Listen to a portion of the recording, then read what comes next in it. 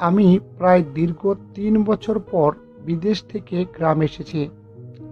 এই ৩ বছরে গ্রামে কতজন লোক মারা গেছে তার হিসেব ঠিকমতো আমার কাছে নাই বললেই চলে।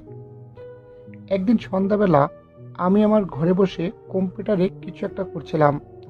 ঠিক এমন সময় আমার বাবা এসে বলল, কি সারাদিন কম্পিউটার নিয়ে বসে থাকিস? একটু ঘরের বাইরে তো যা। যা, আজকে বাজারে যা, বাজারটা নিয়ে আয়। আমি বাবার কথা শুনে বাজারের পথে রওনা দিলাম। বাজারে গিয়ে মোটামুটি বাজার করে খুব দ্রুতই ফিরে আসলাম।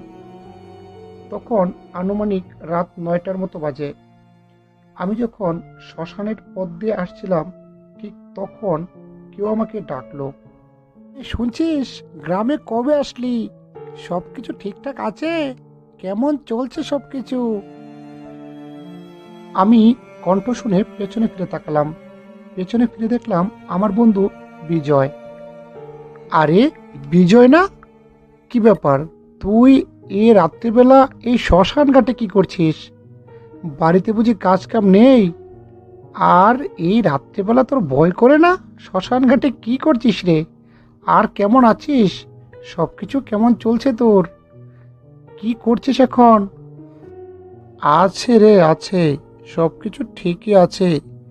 এখন চাইলেই আর কি করব? কি আর করার আছে? আমার আবার ভয়। ভয়ের কথা বলছিস?